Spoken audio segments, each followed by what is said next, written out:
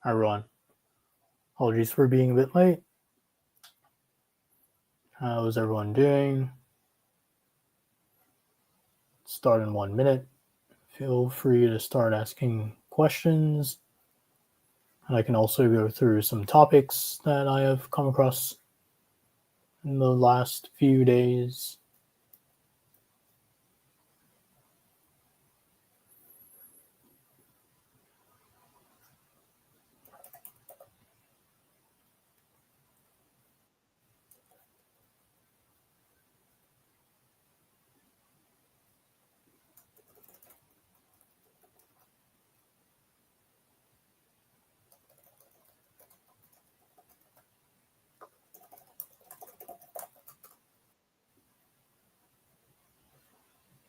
All right, so let's get started.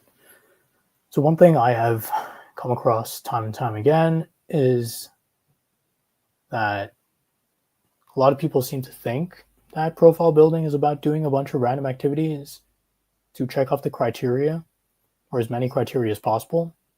But profile building is not really that, or that's just one element of profile building, as in doing activities, not doing random activities. That is, when you're profile building, you're trying to show how you've risen to the top of your field, because that is the claim you are making when you're applying for EB-1A. Same goes for O1 as well, to a lesser degree. You need to contribute to that argument. So publishing an article in a random publication that nobody knows about is not going to set you apart from other top professionals in your field, and therefore will not contribute to the argument that you have risen to the top of your field. If something doesn't really contribute to your argument that you've risen to the top of your field, it is probably not going to be the best use of your time.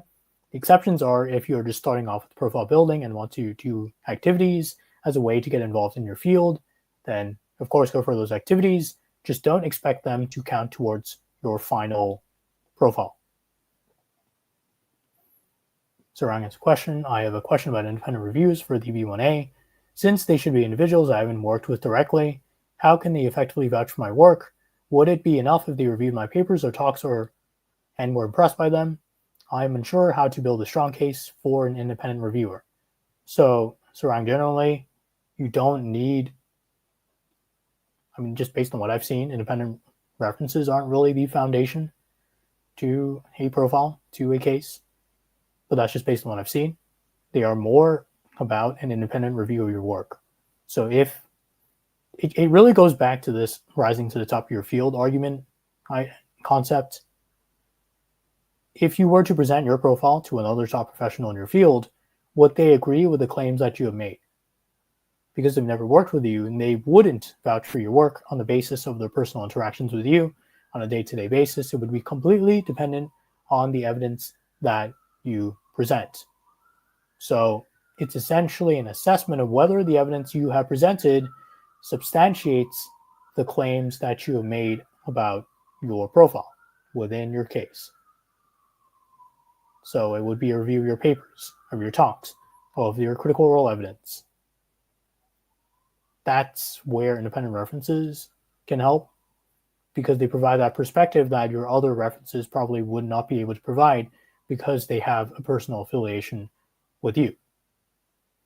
And I guess the assumption is that because they have a personal affiliation with you, they would of course write positive things about you and not really instead provide the context that's needed to evaluate your claims. And that's something else an independent reference can provide, especially if they're an industry expert. They may have a holistic overview of the industry that your other references do not have, and would therefore be able to comment on perhaps the wider significance of your work. That context that is not really provided, if that's context that's not really provided by your other references, that's where an independent reference could help.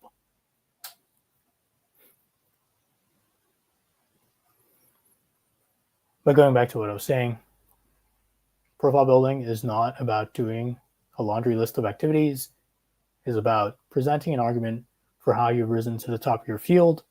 Some people can do that on the basis of critical role and other activities, just a couple that do show that they've risen to the top of their field, that show that they have been distinguished amongst other top professionals, have been recognized by other top professionals, have shown influence amongst other top professionals, that's what you should be focusing on, not doing a bunch of random journal articles, doing a bunch of random papers, doing a bunch of random publications, getting covered in some random media outlets, and think that that is how you show that you've risen to the top of your field. Because think about it, with another top professional in your field, be using these opportunities as a way to show how they have risen to the top of their field, of your field, or both, well, both of you in the same field, of your field in general? Probably not. So that's also a framework you can apply to evaluating profile building opportunities. If an opportunity is not an opportunity that another top professional in your field would use as evidence that they've risen to the top of the field, then you are probably focusing on a low quality opportunity.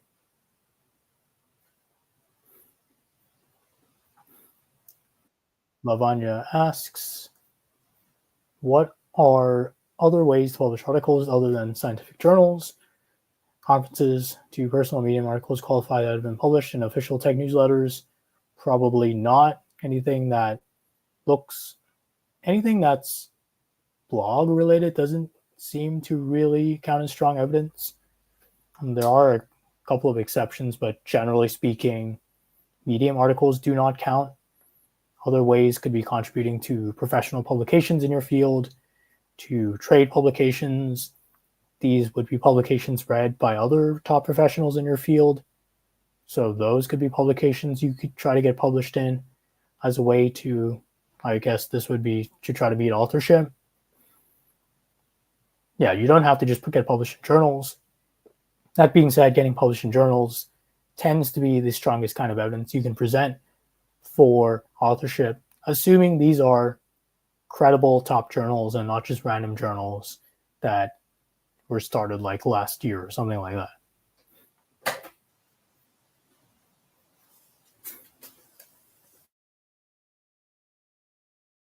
Anyone else have questions?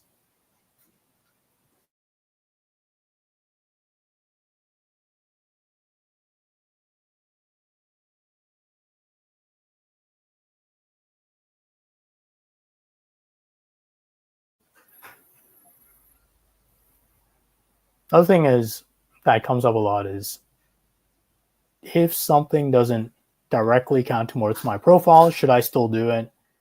The answer is depends on the stage of profile building you're in.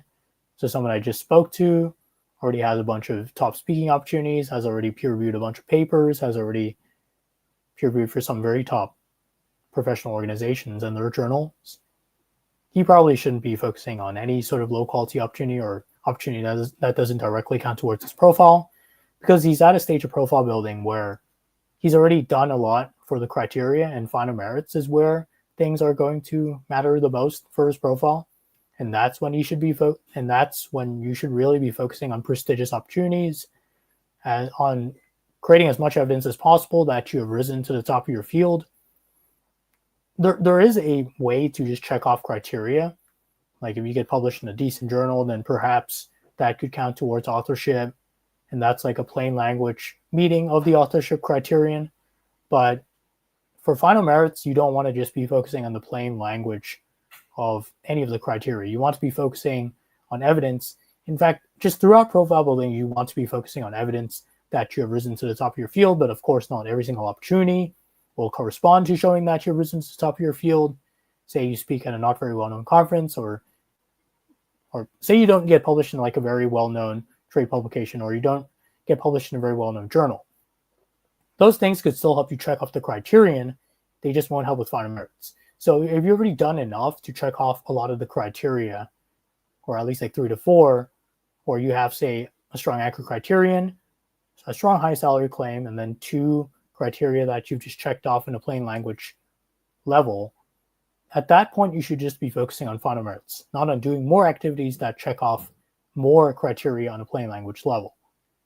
You want to be instead focusing on prestigious activities, prestigious opportunities where you can show that you set yourself apart from, say, thousands of other top professionals in your field.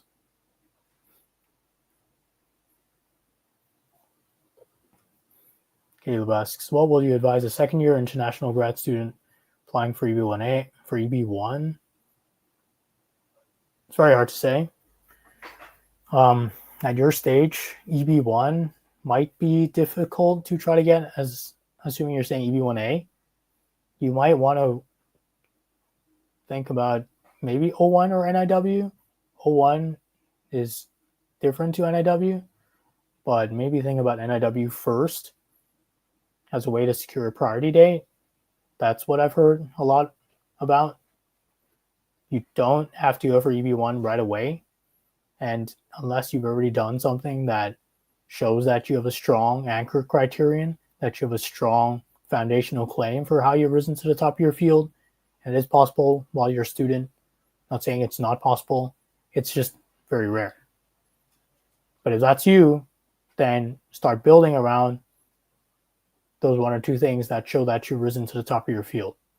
That's how you'll want to be applying or going for EB-1 eventually as a second-year international student. Building around the foundational claim for how you've risen to the top of your field. Perhaps you've introduced groundbreaking research in your field, or perhaps you have played some critical role at a startup, for instance. That's definitely possible as an international student. But if that's something you want to go for eventually, and you already have a foundational criterion, then focus on what it is that makes you a top professional in your field. But if you don't have that, maybe just start working towards authorship and judging, more attainable criteria that won't really make or break your case, unless for authorship you're an academic, but could still be useful when you do eventually apply for EB-1A. Anyone else have questions?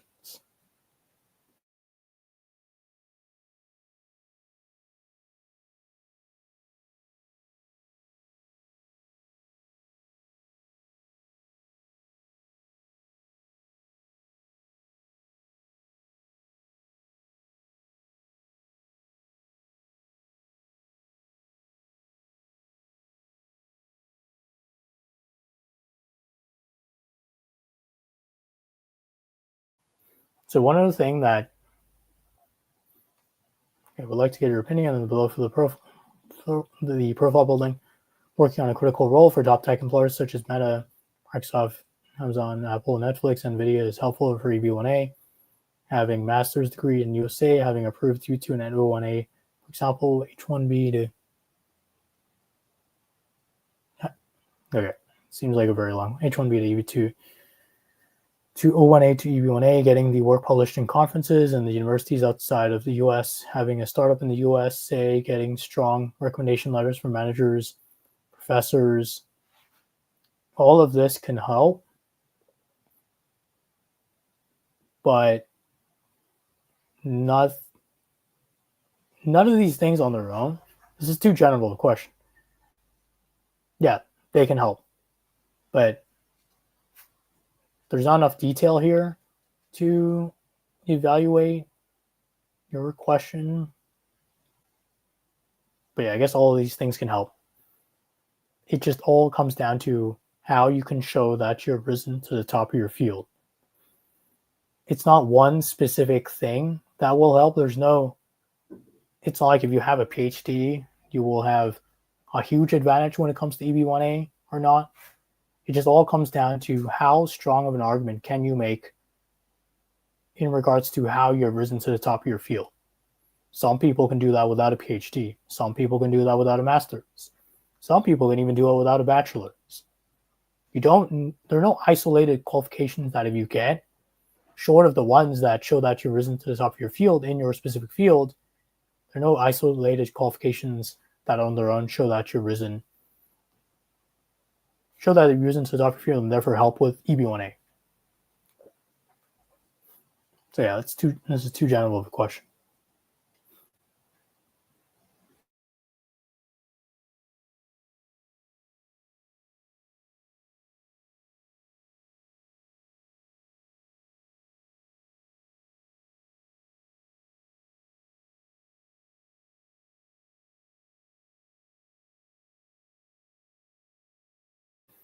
Anyone else have questions?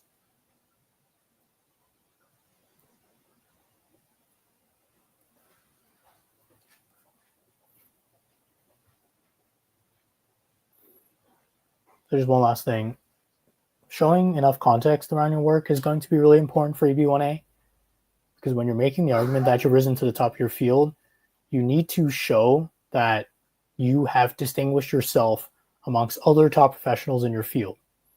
That is what you need to be doing. That is what you need to be doing to make that argument. And USCIS is probably not going to have enough context for your field to understand if there is enough evidence to evaluate whether you've risen to the top of your field. So you need to provide as much evidence as possible to show that you have the qualifications that show that you've risen to the top of your field, that maybe you were selected as part of a conference to speak at a conference out of thousands of other top professionals in your field, or maybe you were selected to publish or present a paper within that conference, and you were selected amongst other top professionals in your field. That's context that you need to provide for USCIS to properly understand the claims you're making in regards to how you've risen to the top of your field. So don't assume knowledge about your field. You need to explain how the evidence you're presenting shows that separation from other top professionals in your field, show that you've risen above them, that you rank amongst the very top professionals in your field.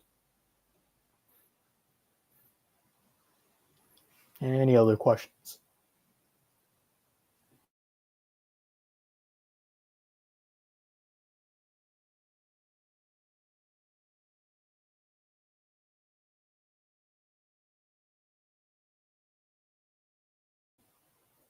All right, if there are no other questions, thanks everyone for joining.